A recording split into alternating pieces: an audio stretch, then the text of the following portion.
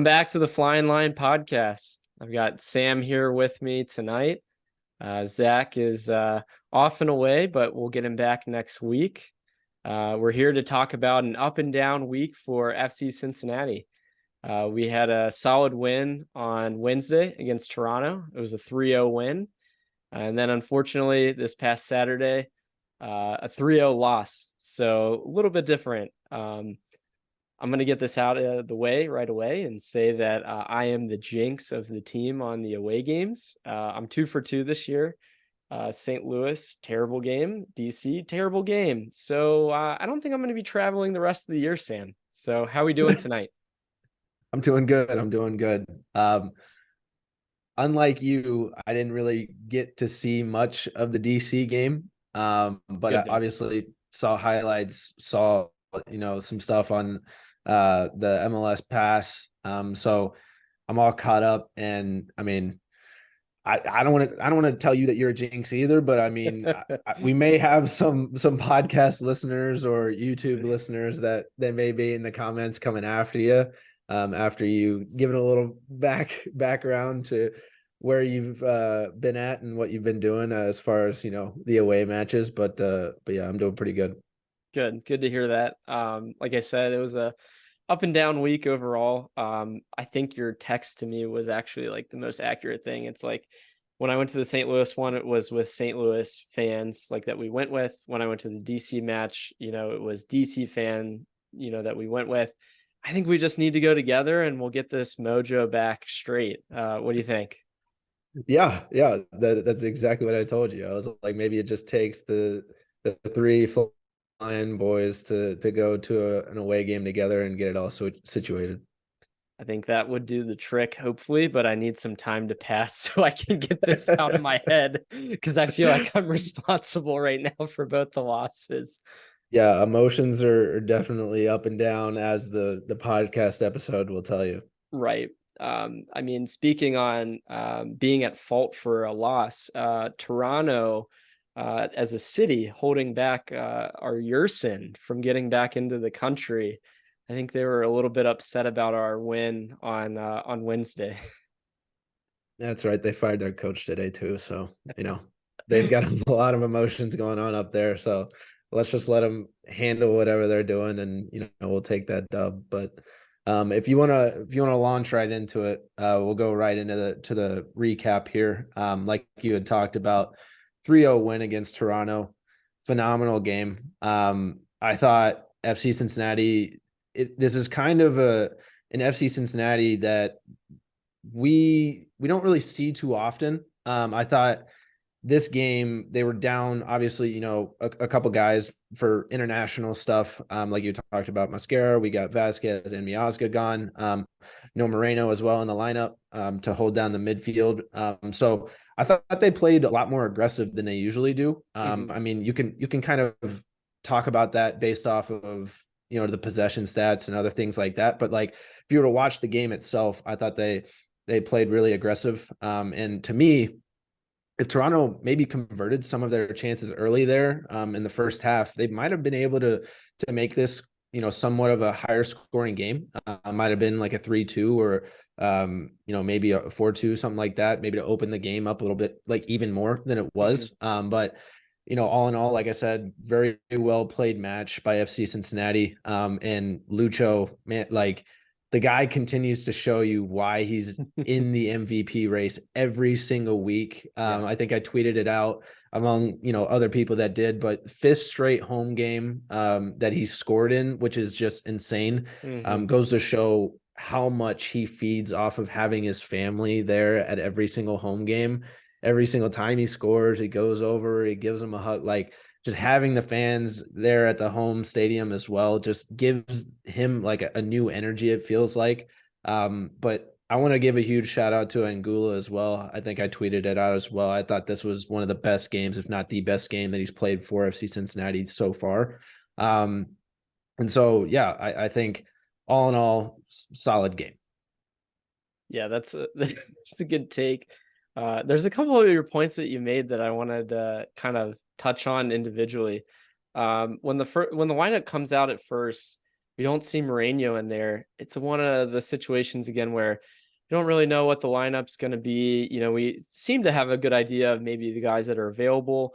We get Mhm. an hour before the game, we finally get the lineup, and Angulo's in there, and you're like, okay, you have a solid 11.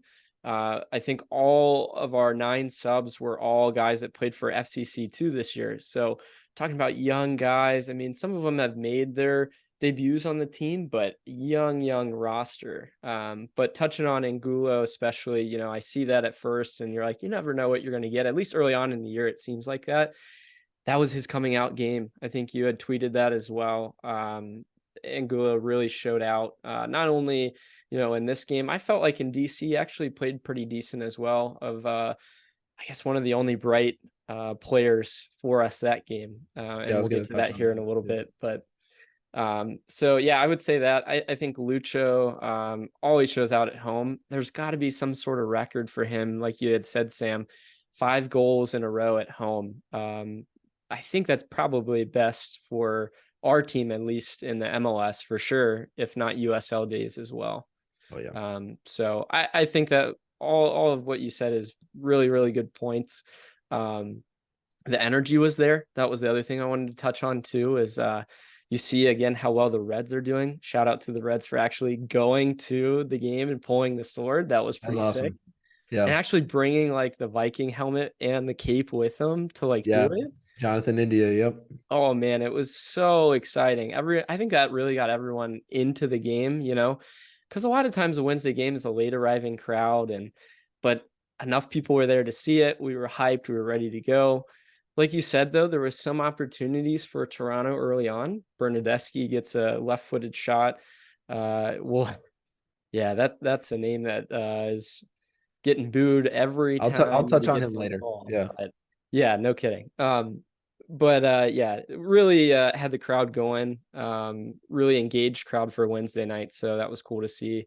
In the first Mhm. half, I felt like it was kind of back and forth. I hate when there's games where I look at how many fouls we have versus they have. I mean, we ended up the game being, 21 fouls for us versus I think 11 or 12 for them. And it's like, Yeah. man, early on, you're thinking, okay, the fouls are racking up. The yellow cards are probably going to start racking up here too. But made me a little bit nervous. I don't know, watching it, did you get that sense as well? Yeah, 1000%. I mean, I had a note so we were going to recap both games, and I literally had a note at the end of recapping both of these games. We have to lessen the cards. Yeah, Way too often are we ending games with 3 or 4 cards. And I mean, you look at both games, you look at Toronto and the DC game, which we'll touch on that here in a little bit. But the Toronto game specifically, and Wobodo picks up another one, yeah, right? And he's already been suspended once.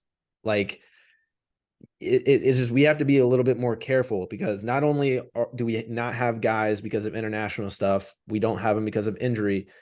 right, Suspensions is stupid. Those are decisions that you can control. Those are things that you right, can control. right, Like, let's not sit here and say, oh well, I was trying like, I like them being aggressive, right? yeah, Like I just said, but there's a difference between aggressive and stupidity. And stupidity is you knowing that you just got suspended for having a certain amount of yellow cards already, right. and then just going and I'll get another, like. It's one thing to like have a challenge where you're saving a goal, but like some of Yeah, them, yeah, yeah, it's like, guys, what are you thinking on it? But yeah, I mean, especially that's the like in the game. first half. Yeah. Yeah. Yeah, especially in the first half. So, the one thing I respect out of, 41st minute comes, I think we had just scored, I believe. So we're kind of riding this high. A ball gets played down to the corner. Bernardeschi and Powell go at it right in front of the Bailey. And, he bodies him out. He does a good job at doing that. And he gets up. Well, because of the shove, Gaddis comes over and gets right up into his face. The classic moment that I think everyone in FCC land knows about now. But Oh yeah. Gaddis, man, standing up for his teammates, the Reverend. I mean, probably didn't say a single cuss word in that exchange, but just let the dude know. Oh yeah. Gave Oh him yeah. gave That him the was business. that was fantastic. I mean, that game, I know just that moment, people want to create that, like put that moment everywhere, right? They want Right. to see that as like a mural in the stadium, right? So that's Mhm. one moment that could be, immortalized in FC Cincinnati lore and, forever. The other one is the fact that people want a Lucho statue built like today. True. True. Yeah. I think at least from that game, you had two worthy moments. I mean, unbelievable goal by Lucho too. An I don't know assist. what'd you say? I said, and the assist. And the assist. Absolutely. Yeah. Pretty incredible. I wanted to get your take on that situation though with Bernardeschi. Was it a head push or a head butt? What is your opinion on that one? It was a push. I mean, a headbutt would be Yeah. coming like a lot further, but Yeah. I think it was more of a push than a headbutt. So I In don't the know. Those stadium, those in the things are moment. those things are sticky situations Yeah. because like you both guys put themselves into that position. Like Ray put his head forward, Right. Bernardeschi put his like. I mean, it's a confrontation. Yeah. I mean, yellow is probably deserved. I don't know if a red from Bernardeschi was deserved. Maybe from maybe a if it was a yellow from him, knocking the guy down and Right. then headbutting Ray, then that could be a double yellow. I could see that, but I don't know. Just the headbutt is probably just yellow. I don't know how you define the difference between a push and a headbutt though at that point and that level of like he like kind of he didn't like cock back, but he like goes into him and you're just like, Yeah, okay, yeah, Ray initiated it, but like what's he supposed to do in that situation? Like, yeah, I know. Yeah, it's. Can you imagine like being in the VAR box and they're right, like, right. I don't know. I don't know. What do you guys think? Oh, I think it was a put. No, it looked like a head. And they're like, all right, everybody take a vote. Right. Like, Probably was some sort of secret vote or something. They called up the league. They're like, "What do you think about this yeah, situation?" Oh, it's Bernardeschi. We got to keep it. zoom in. Right, right, exactly. I will tell you, in the stadium, it was the clearest replay I'd ever seen for a foul. Like they show it on the big like jumbotron above the Bailey, and all you can see is a slow mo of the head into him. And I'm like, excellent work by the editing people to get that out there right away. Much Oh appreciated. yeah. So Well, and then obviously the rest of the game, they're just booing him every single touch. I love every that. touch, Yeah. I've never seen. I've seen players like Amaya where we've booed him, parts of the game. Every touch, every single touch. And the Mhm. dude by the end was like smiling. He's like, I know I got Yeah. away with this. He's like, I know I messed up, but it was I funny. mean, part of him has to also respect like the energy of our crowd, though. At the same time, right? Right. Yeah. True. True. So that was in the first half. We go to halftime with a 1 goal lead. You feel like you could get maybe a little bit more, out of that half too. Like you said, they had some early chances, but we were starting to kind of build in confidence. Um, Hmm. by the second half, when we win that, turnover and Angulo plays that nice ball over to Lucho, we're starting to roll by that point. So I was happy to see that. And then shortly after, to have a beautiful ball by Lucho just played through. Baji just bodies the guys off, Oh shades my of the gosh. Yeah. Orlando game of last year. So pretty cool to see Baji get on the score sheet for that as well. So Just the wherewithal to like the foul happens and then the wherewithal for Lucho to be like, all right, here, like, where's the next pass? Like right, already playing right. it quick, right? Catching the opposition off guard. And then dude, Baji, like that's like that's the plays that we want to see our number nine make, especially Sure. if they're going to be Right, of that size and stature that Vasquez and Baji both are. I right. know we've talked about it, like how they can't really play together. Like it's a weird combination. Mhm. But those guys, that's what we want to see out of them. We want to see that aggression. We want to see them bodying a guy, kind of like I mean, it gave me the glimpses of what we saw earlier this year from, our Man City guy, Mr. Erling Haaland, like That's just right. That's bodying right. people off the ball and then just with a beautiful finish between the legs. Like that was phenomenal. Yeah, that's what you want from your striker. You're exactly right. Hopefully that builds in his confidence. I saw, obviously that game he played fairly well.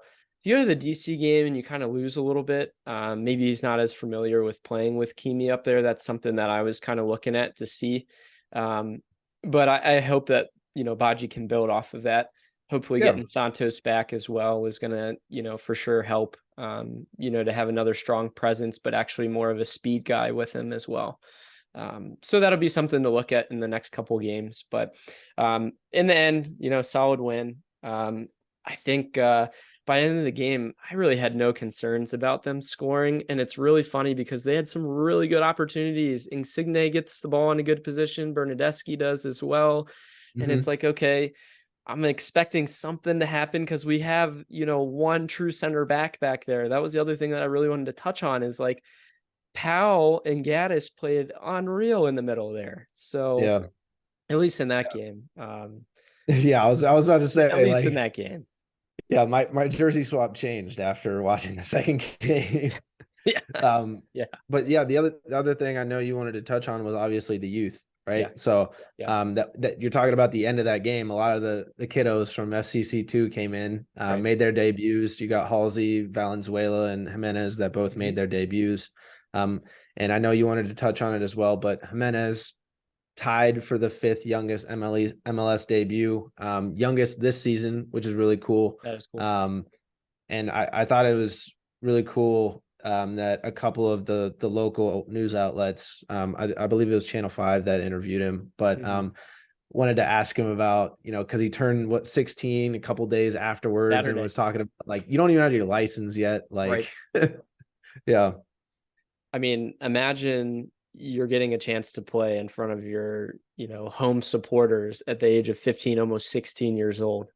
You've been playing your whole life. You're at your peak interest in the sport. Like, unbelievable for him to come in and get some minutes there.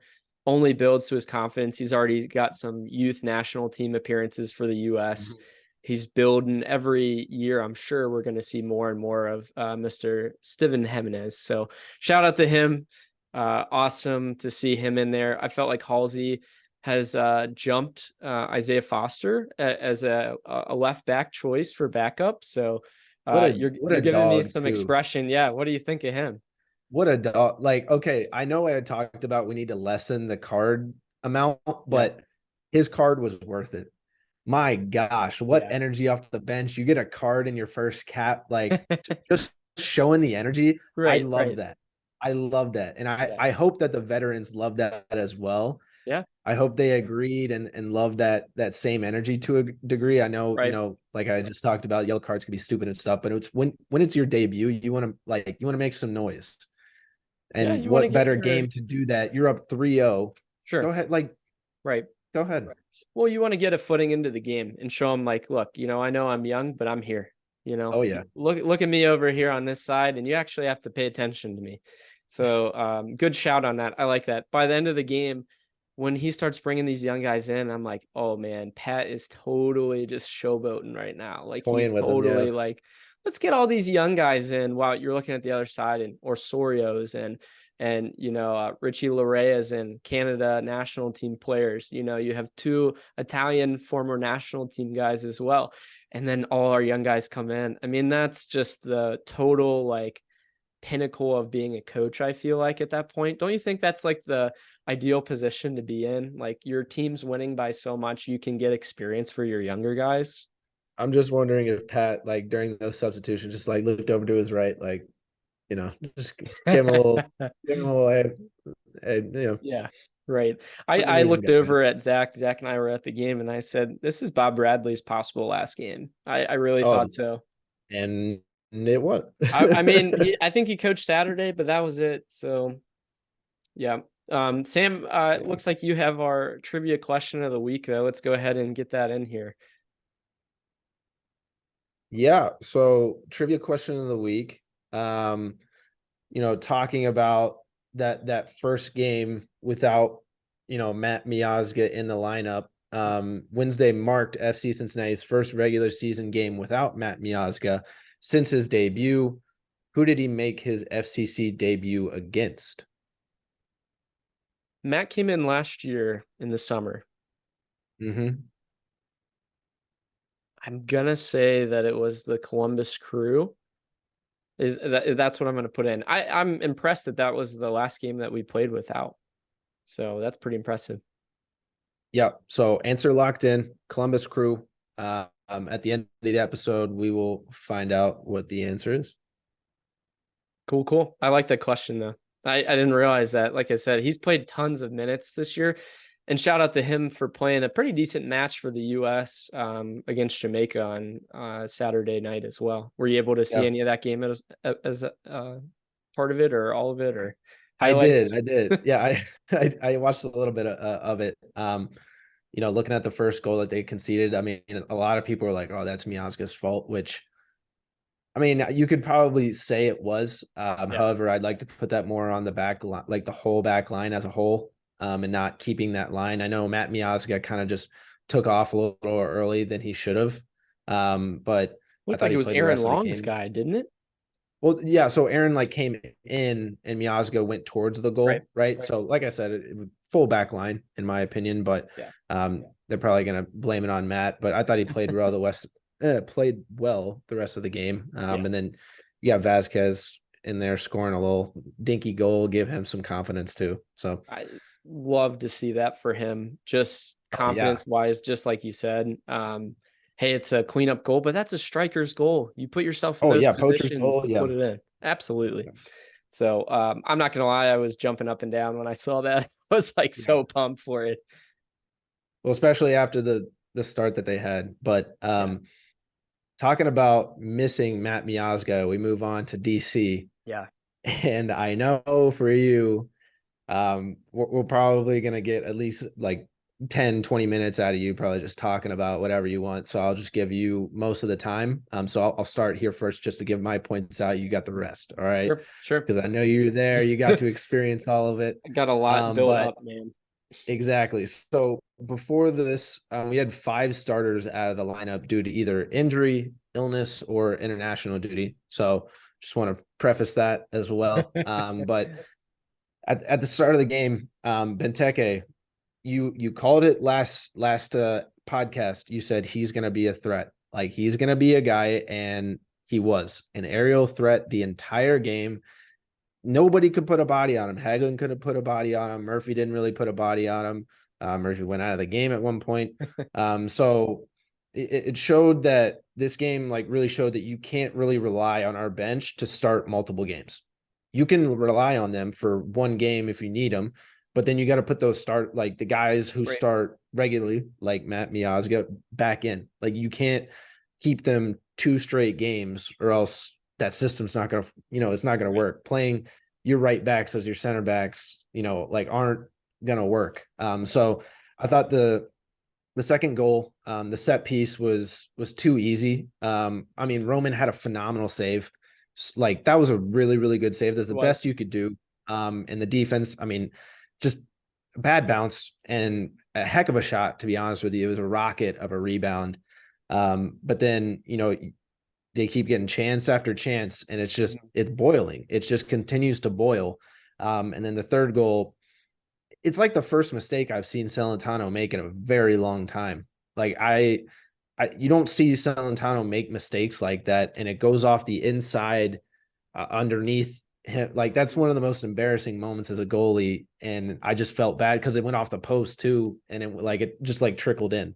It didn't look like a good It goal, and wasn't it looked great. so much like his fault, right? It wasn't like, oh well, it could have been kind of like a good shot or something, but it was. I mean, that one's all on Roman. But to touch again on Halsey coming in, I thought it was hilarious. Him towards the end of the game tracking Benteke on the far corner. I thought that was so funny It because was, he's it like was funny. a 5 foot whatever. Benteke is like 6 foot whatever, and it was just like kind of looking at Ellie De La Cruz and Altuve, just like right next to each other. That's what it looked like for a moment. But he kind of held his own and he put his body on the line for a block, which once again bringing the energy, which I love. But yeah, I just Murphy and Angulo, like Angulo's miss and then Murphy getting the red card, it was just the nail in the coffin right there. It was like, Mhm.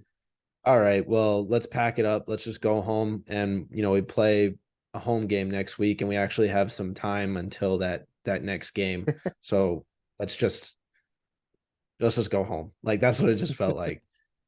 You're kind of dead on your points, like all of them too. I feel like in both games, like again, I went to the St. Louis game. You have a hour or 2 hour delay because of possible tornado warning in that one. So that throws off the team's mojo. Like, okay, you give them a pass on that. But your starting lineup is in that game, and you still have that happen. This game, you're riding, a couple solid games in a row. You have this long streak of games, but you have a break. So it's not like you haven't been playing, all these games in a row. You've had some time. I think what you make a good point about is with the starters and experience, especially on the road. Unfortunately, our road record this year is 3-4-2. If you want to be a great team, you have to find ways to at least tie on the road. So coming into this game, I'm in the DC area for the weekend, and I'm so pumped. I'm ready to see all the other FCC supporters. I'm ready to check out a new stadium. Side note on the stadium, kind of interesting when you walk into Audi Field, you don't really like walk in and down into it. It's all flat and you walk up. So when you're Oh, walking around the concourse, you see views of the field like you're at like a high school event. It's kind of huh, bizarre. It's very strange. So you're under the bleachers essentially, and then you go out and up. So that was really interesting. huh. I will give a shout out to a decent amount of FC supporters that, again, like me, are making the travel for these games, and we just didn't show up from the get go. It gave me so much shades of the St. Louis game where not even 10 minutes into the game and you're like, all right, this team just does not look like they're into this, like at all, like effort wise. I don't know what it was. They didn't seem to like keep possession well. Um, I think that DC had not played a game since last Saturday. So that definitely makes a difference with us playing the game on Wednesday. But still, like, you guys got to come out and at least show like you're up for the fight of it. We go down early, and that's when I think really you get some heads going down. You see some guys that are like, okay, look into your veterans. That's where Miazga comes in and he goes, guys, let's go. Come on. You always see Yeah. him with his hands, don't you? He's like, even Hmm. in the national team, he's telling everyone, let's go, let's go. No matter what team he's on, he's the guy that's really going to be laying into people about that. And now we go down a goal. They all look around and they're like, all right, what do we do? Who do we look at? Who do we go to? And that's Lucho. That's usually Lucho. And I feel like, unfortunately, this game, he tried to make more happen out of nothing and kind of overdid it, had some dribbles where he just would dribble into the opposition. We just didn't look dangerous, and it just was not really a cohesive attack. It wasn't a cohesive effort. There was sparks of effort in there. Barrial had a pretty decent game. He had some pretty good line runs, but then just couldn't find anyone in the box. Yeah. You had Kimi trying to work with Acosta, and they just weren't on the same page at all. There was just a lot of like unknowns, and I think too many unknowns personally. I'm not the coach. I don't claim to be a coach by any means, but you have, Hagelin hasn't played in a couple of weeks and he comes in and you expect him to play in the center and be the anchor. Maybe a questionable, decision there, the way that Murphy had been playing. You put Kimi in. Maybe Kimi's got, 2 starts this year already. This is his third, but hasn't really like found his footing with some of the guys on the field. So I think his hand was kind of forced. Noonan's hand was kind of forced in some ways with the roster that he had. Hmm. MLS rules. So for those who are listening, as Sam mentioned, we had people out, especially at the U.S. roster. Miazga, Vasquez go out playing for the U.S. team. They're in a club or in a national team tournament in the middle of the MLS season. I mean, that makes it tough for your rosters that are really good, and you're sending those guys to the national team. So you really force the MLS coaches' hands to try to find guys that work, that gel. And I think that makes it really tough. I felt like at some point this game was going to happen, like you guys had touched upon, last episode. At some point we had to crack, and I hate to see that, unfortunately, while I was there, and now for both away games that I've been to. It was cool again being with other traveling supporters, but I just would love to see more effort. Just an effort thing. That is the thing that just drove me crazy during that game the most. And I'm sure, they're trying their best, but it was just tough to watch. Sorry, I'll get Yeah, off my rant now, but no, yeah. I think you saying that, Pat said exactly the same thing. He was like, we were gonna lose at some point. It yeah, was bound to happen. Now we can move on. And that's definitely the attitude that the whole team, the fans should have. right. Is, we lost. Let's move on. We're still, I think you had said 8 points clear, right? 7 Eight points. points clear. Seven Yeah, seven seven points points clear. right now, clear Yep. of our next opponent, which we'll touch on later in the episode. But yeah, I just, it leaves a bad taste in your mouth, especially like you talked about up front. It just looked a little lackadaisical. Like it was just Mhm. one guy. It wasn't like a team up front trying to get a goal together. It was people making runs and then just didn't know what to do after that. Right. I mean, on top of that, you have 17 shots on goal, and it just seemed forced. They seemed rushed, Right. right? It was like, even when we were, down, right, like right away, it was just like they were trying way too hard to get back and not letting the game come to them. We have, in that first half, like we have time, like we have a whole second half to come. Like we Right. have subs. If you don't feel anything's happening, or just at least keep the possession as much as you can, and we'll try and figure it out. Yep. Obviously that's not the most glamorous way to play, soccer, but at least, it's not that 3-0 result that you get, right? Yeah. Maybe we limit it to 1-2-0, maybe. I don't know. Yeah, yeah, you're right. I mean, in that setting, like you could definitely coach them and say, look, we don't have our best guys. We don't have our best effort, or, Kubo's out on sickness, so we're short a couple of experienced guys too. Hey, let's go in and let's play tough, but let's play in a way where we're not gonna, put ourselves at risk. And the goals that they get are not like well built goals. Like one of them is a crossover, no one steps on him. The second one is a deflection off of the keeper. And the third is Roman, like you said, through his legs. Which, honestly, I hate to say this, but like St. Louis game was one where like the ball hits off the post, hits him in the head and goes in. And then this one, it goes through his arm. So again, I feel like I'm jinxing this team in some way, but uh it's like, dude, you play so well every other game, and then I go to these two away ones and like I don't know what happens. But yeah, so in some ways, like if it's a 1-0 result, or let's say, we go into half and we're down by a 1 goal, it's different. Maybe you let the game kind of build more. We had a lot of corners to try to score on, but like I mentioned last episode, Benteke dictated this game. They would play long balls up top. There was Yep. no conceded effort to build up possession in the midfield. It was either get it to the corners and cross it, or play it up top to Benteke, this big dude that, like you said, like Hagwin couldn't win any against, Murphy couldn't win any against. So if you know you're not going to win those, set yourself up where you win the second ball. That's where you need to focus more of your attention. Or, hey, let's drop Angulo or Wobodo back off of that so that, hey, we know he's going to win it, but let's get the second one and get back in possession.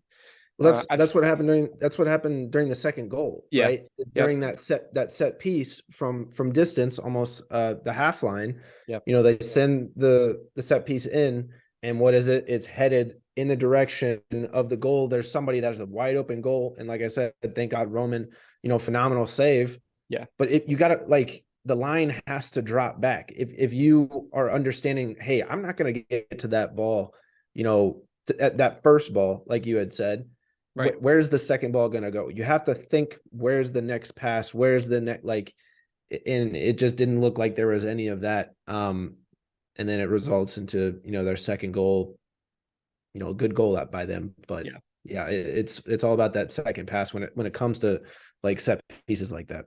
The dude led the league in, those duels. So I'm sure Yeah. they tried to counteract that in some way, but I just felt like it wasn't good enough. But like you said, time to regroup. Let's get, the team back together. Let's add a couple pieces back to our lineup. We'll touch on it here in a minute, but it sounds like we'll get Mascara back. Hopefully get Moreno back here soon as well. Yeah. So time to get the boys back together, get the squad kind of regrouped and psyched for a big Saturday game coming up. So Yeah. We're going to take a break here for a second. We'll get a word from our sponsor, and we'll be right back with you. So Agility is a technology-driven soccer training facility. So we offer 6 facets of training. That would be Tech Touch with ball launchers that work on your first touch, the TSZ, which is the ESA equipment and working on decision making. We also have a circuit. Circuit training would be taking the ESA equipment to the next level. It's kind of like a soccer obstacle course. Then we offer neuroscience training with our reflection tools, working on processing things a little bit faster, hand-eye coordination and such. We offer skills classes, which is your typical core skills training. Lots of people still enjoy that, so we work on a lot of attacking 1v1 skills. And then we also offer athlete development. So our athletes come here and they work on speed, agility, quickness, explosive movements, really just learning how to move and function a little bit better as an athlete.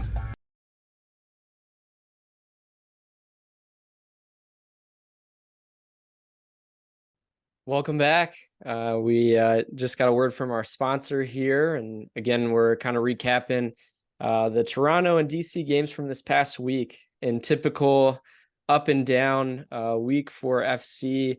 And I guess because of that, I guess our next point I wanted to kind of bring up here was doing jersey swaps and then our red or yellow cards of the week. So we got some good and we got some bad. So Sam, what was your jersey swap of the week? Yeah, I already touched on him a little bit ago. Touched on him earlier this week via my tweets, but my jersey swap is Angulo. Like I had talked about prior, thought it was his best game against Toronto that he has played for FC Cincinnati. He seems to be maturing more and more, especially, like we talked about with Moreno out, needed somebody to step up, and he stepped up. And like we had talked about also, he missed the opportunity against DC just off the post, like just one of those goals that it was like, so good. Like, right. It almost wasn't a shutout. I mean, yes, it was on his weak left foot. It just looked like he got the ball kind of caught up underneath his feet, which is unfortunate. But yeah, I thought he played really well against DC. Has looked really good with his passing, a lot better with his dribbling. 43 out of 44 passes completed. Pretty darn good. And was 2 for 2 on take-ons versus defender. So that's him 1v1 versus defender. He was 2 for 2, which is phenomenal. So I really am happy with what I've seen from Angulo the past 2 games.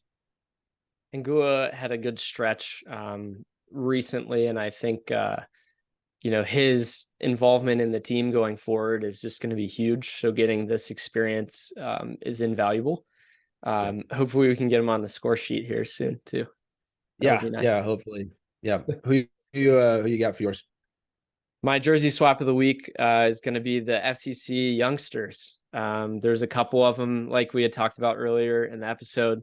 We had some guys making their debuts. Dado, Steven, Mr. Halsey as well. But even like Sam said, I agree with him. Angulo had a good week, and even getting to see Kimi back in there. I know I kind of had some choice words for him earlier, but I think it's good to see. Like you had sent to me, Kimi kind of had chosen FC in the past, I guess, this week and then moving forward. Because I think is it Guatemala that he plays his national team for? Yeah.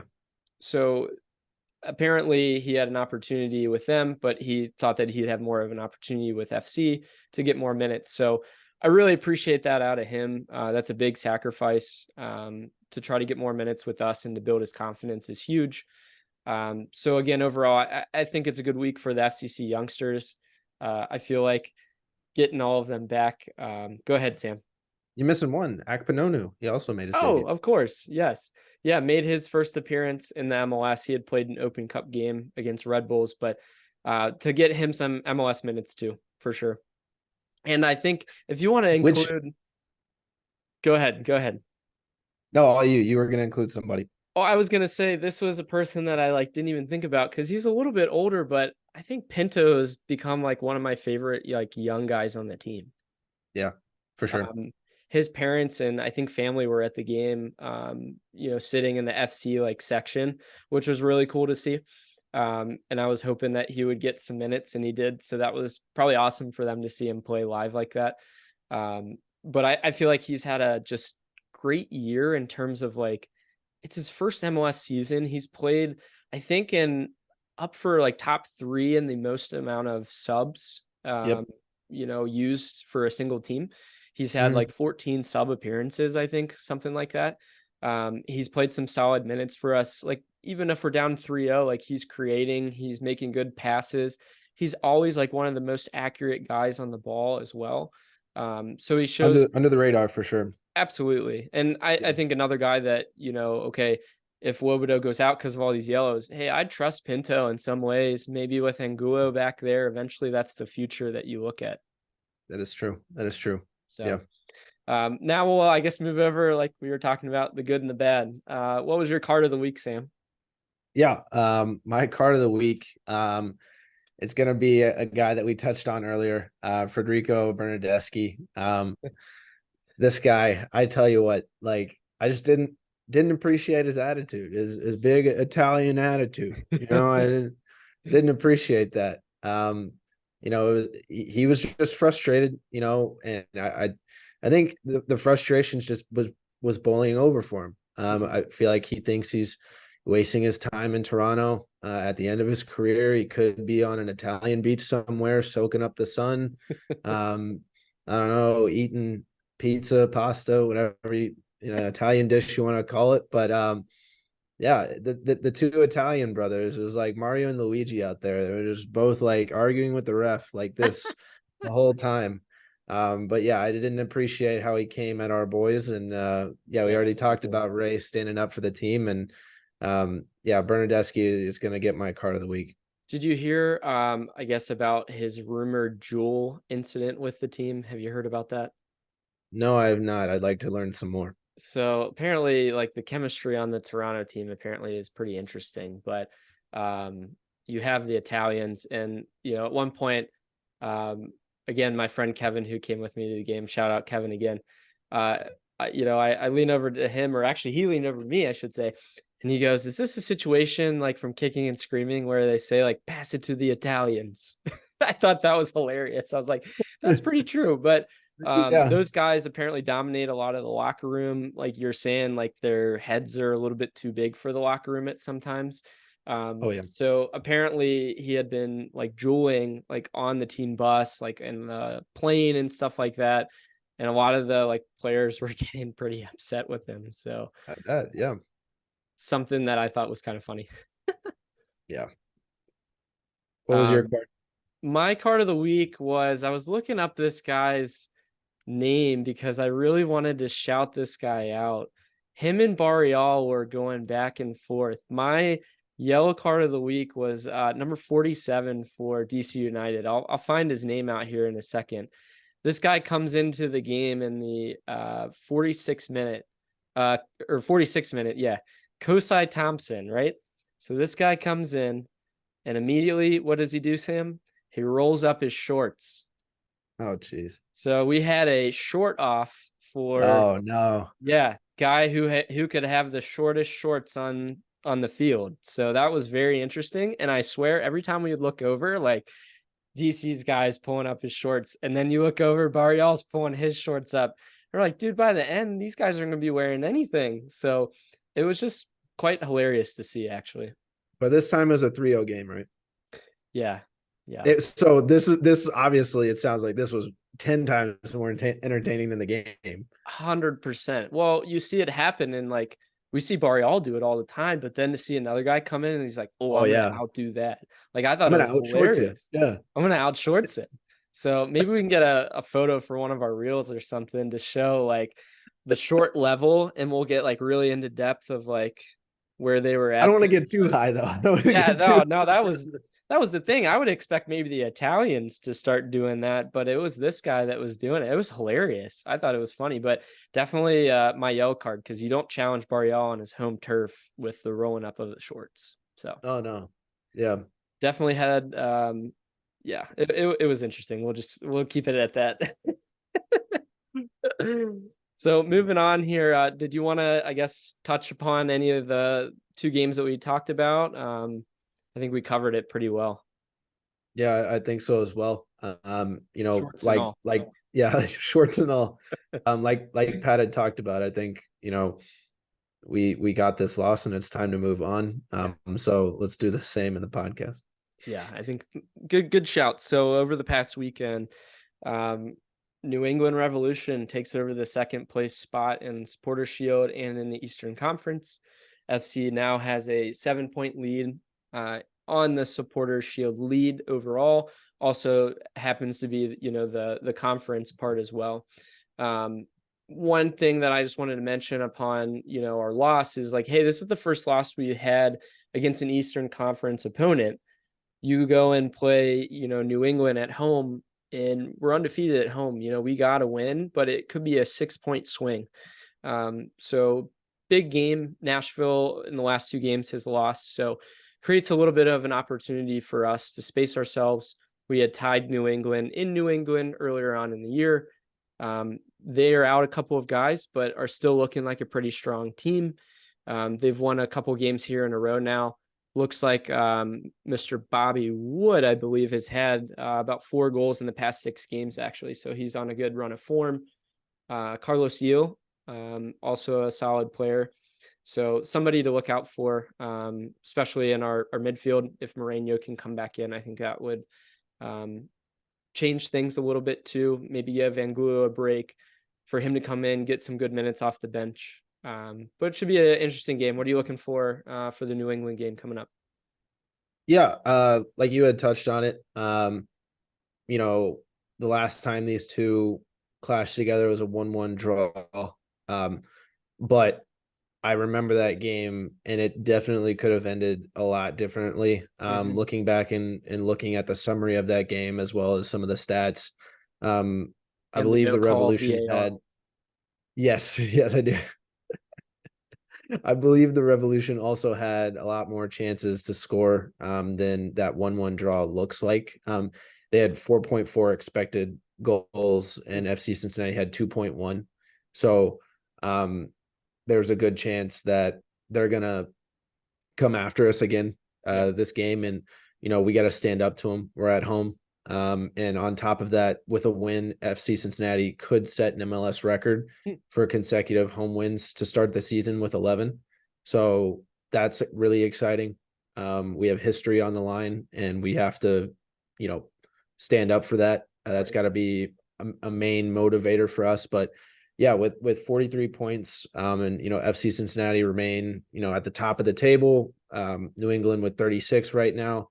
This is going to be a huge, Eastern Conference clash, and like you said, just a matter of points could flip the script here. And we can't let that happen, right? We've got a great cushion right now. Let's not get too, I guess, consistent with it. Like, let's keep the fire underneath us right now, and let's keep going. Got to get 3 points. Need it, especially at home. Built this place up to be, like you had said, an undefeated streak so far there. Could potentially even be a record. They usually, feed off of the crowd. So I think the team will be ready to go. We don't have a midweek game, so that definitely helps. Yes. Some of the injured guys about coming time. up too. About time. Yep. I think the MLS roster schedule, I should say, has been such where it's been crazy over the past month. We get to a little bit more of a normal schedule. But then we have a couple games after even, New England, where we're playing, I believe, Nashville and Charlotte and, some pretty decent teams. So if we can start really getting into a good momentum here without some of the important guys that we, have relied upon, let's see if that gives us some confidence going into those games. Hey, we get Bupenza in here. Let's, start scoring more as well. So will be interesting to see. I think for me, keys to the match on Saturday especially is we saw really interesting in the Toronto game. We had less possession in one. DC's game, we actually had about 60% of the possession and lost by that much. So I think you see us go back to more of a possession-based game, but early on in the year, teams kind of respected the way that we did that and dropped back and made us really come at them and try to break them down. I'm really interested to see how New England plays this. They have, pretty solid strikers up top, like I had mentioned earlier, a really good attacking mid. So, good attack, like you had said, Sam, for our defense to bounce back is important. And to be on the front foot. When we score first, we're pretty unstoppable, especially at home. So keys to me are getting out there, setting the tone with our effort, getting a goal, earlier on in the first half, and riding out, hopefully getting Kubo back and some guys to come in and add good minutes, because their bench versus our bench, I think, is a good shout to kind of look at. They've had some guys that are injured. We have some solid experienced guys that now have played some good minutes in these past several weeks. So I think that'd be a key. So what are you looking forward to, I guess, for that, or any keys to the game that you might want to point out? Yeah, I know you had also mentioned Moreno. So for some reason, I don't know why, I'm just getting this feeling. I'm feeling a Kubo game on Saturday. I don't know if he's going to start. I don't know if he's going to come off the bench. I know didn't play last game, or at least Saturday, right? Yeah. But I don't know. For some reason, I'm feeling like he's going to have an impact in some shape or form. I think for me, the episode was too much about Angulo. I needed to throw another midfielder out there, not named Acosta as well. So I'm going to throw, Kubo as one of the key guys that I kind of see contributing. But I think I'm right there with you. We need to be out front on the front foot. But I don't know if we go aggressive like we did against Toronto because of like the lineup that we did have, right? Mm-hmm. Or like you had talked about, you want to see more possession based and see what comes out of that. So I think it all comes down to the squad. And to be honest with you, like, unless we have a solidified back line, and this it may not even be a solidified back line. It may just be without Miazga. I don't think we can be as possessive as we want to. So therefore, I think we have to keep the ball on their side of the field. Right. I just don't, that back line, I don't think is a possessive back line. Hagelin likes to attack. He's an attacking center back. Like, he likes to play with the ball. He likes to, hey, if you hit me with a through ball, like I'll take it up with me and try and dish it off. Like, he tries to play a CDM at some points. And I mean, Murphy's kind of a more of that, strong center back like that we would like to see. And I know you touched on it earlier. He maybe should have been the middle of our defense there last game. But he's out this game though, unfortunately. No, I know. Yeah. So with the red card, he's out, and that's another man down, right? So we're gonna have to fill those holes, and I just don't see us being possessive, especially without a guy like that as well from the back line. I think we're gonna need the midfield to step up a lot, and unfortunately, I see in Wobodo probably picking up another yellow card, because we're probably gonna need him to be very active, and he's gonna be everywhere on the field, and that means he's slide tackling a lot of people and getting into dangerous situations. So unfortunately, I could see that happening. And then he'll probably be suspended again. I don't know how. He's probably one or two away from another one. I think he's got another 2 or 3. Yeah, he's at least had another 2 since his suspension. So you're probably close on about that. Yeah. So I mean, those are kind of the keys that I'm looking to. Is I think that midfield will probably drop back a lot more. And I don't know if we see a lot of goals. I think it'll be the wingers and the guys up top. Like, that'll be who's kind of pushing stuff forward. I think midfield will kind of drop back a little bit more, maybe even Acosta dropping back, to be honest. That's a great shout, especially because New England likes to possess and attack through their like center mid guys and their forwards that last game we saw how open it was between the strikers and the midfield. There was a ton of space where you see Angulo and Wobodo trying to cover space off of lost headers or lost possession because they were pressing us. So you might see those guys drop back a little bit more to support the back line, which, you're right, might leave us more into a counter-attacking game. So does Santos come in and play more of a role in that sense to be able to spring a counter because he's quicker and bigger than some of the other guys? So that's a good point. I think personally that you see Arias start on the right. I think you see Been Powell hot. right Yeah. center back.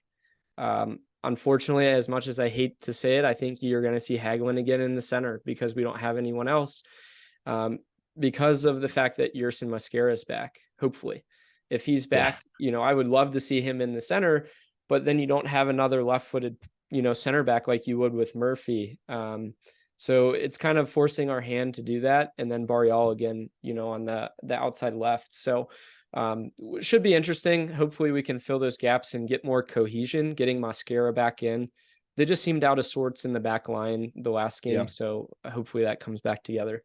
I'm predicting a 2-1 victory for FC. I think we get an early goal, we get a second one, and then we let in a late one as they try to attempt a comeback. So, Sam, give me your prediction for the game. I think New England's going to play us hard, and I think like that like a 1-goal game. I think it could be 1-0 FC Cincinnati. I think. Yeah. And I genuinely think our goal is probably going to be lucky. Or if not, like early, right? And then we're just going to have to defend the rest of the game and try to not, let them score. Yeah. And especially, we're both touching on if we get early goals or an early lead, like our back line is so thin. So our guys are pretty gassed. They've seen a lot of minutes. Do you see Kubo even potentially go into the back line? Like, I don't know, man. Who else do you have? Well, Apinonu, but Halsey.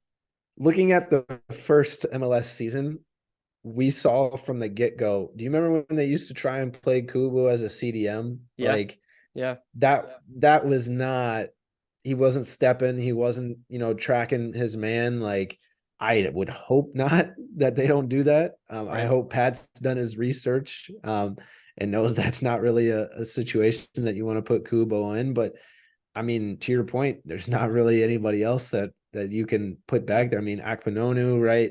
But I mean, do you like defensively?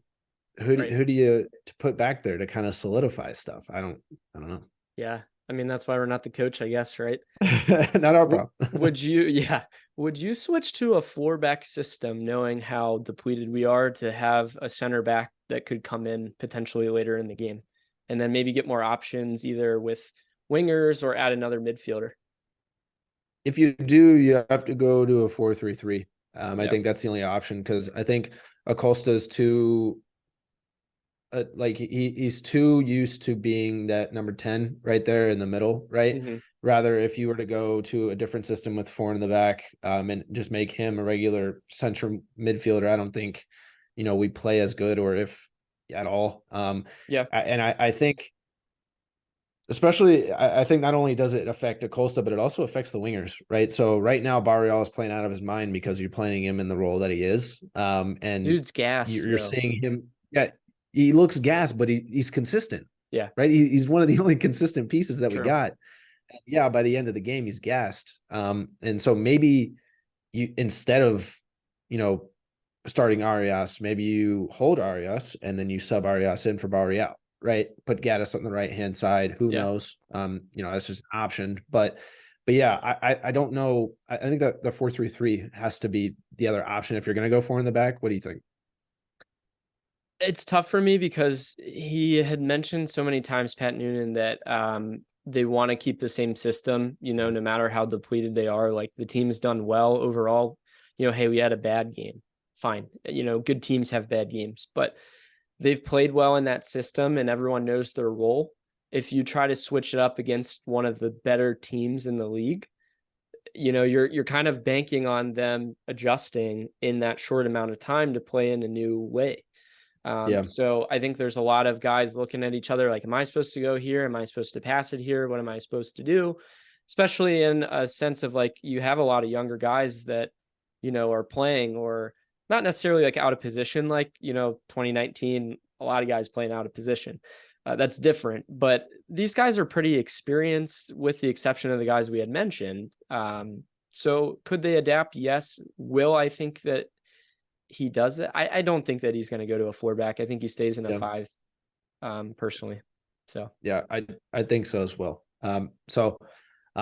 on that, I think we've touched on pretty much everything else. And we'll close out here with the trivia answer. I know everybody's been waiting for it. At the end of the episode here, to go back to the question of the week. Wednesday marked FC Cincinnati's first regular season game without Matt Miazga since his debut with FC Cincinnati. Who did he make his debut against? Ryan had said the Columbus Crew, and he locked that in. The answer is Atlanta United. Whoa. Was his debut game. And to your point earlier, Miazga has started all 27 regular season games since then. Wow. Except for the last one. Yeah. Wow. That's crazy. Well, last two. Yeah. Or two. Yeah. Wow. So what you're saying is that we're doing pretty well when he's there. Yes, as you can see, yeah. And then when he's not, we had done okay, but this game, I don't know. Who knows? We'll see. Yeah. That's a good question, though. We'll see this next game, but I just, talking about how many guys that we've had out, I thought this would be a crucial question to have of like how valuable a player is, especially not only for the team, but for that back line specifically. It's the guy that I told you about over the past couple of years that I thought was our glue guy. We need him. He's our glue guy. Sitting on the bench at Chelsea. Yeah. Yep. And on that note, too, to kind of touch on it, I wanted to real quickly before we close here, give a shout out. Good luck to the U.S. men's national team, Matt Miazga, Brandon Vasquez, especially. They play St. Kitts and Nevis. They've never played this team before. They play, I believe, on Thursday. So everyone tune in for that. Look for our two FC guys to probably make good contributions. I feel like Vasquez will probably come in and most likely start after the way he played. Yeah, absolutely. I know Sam and I are planning on going to the Gold Cup quarterfinal games at TQL. So we're really rooting on, especially the US to do well. How that works is it's a tournament style. The two best teams from each of the two groups that are potentially going to play at TQL. The US is involved with that. Jamaica is involved with that. The Canada team, I believe, is as well. So we're hoping to see some good games coming up. But thanks everyone for tuning in. Sam, did you have any final thoughts? No, just on to the next one. Let's hope for a victory this Saturday. We'll see you guys next week.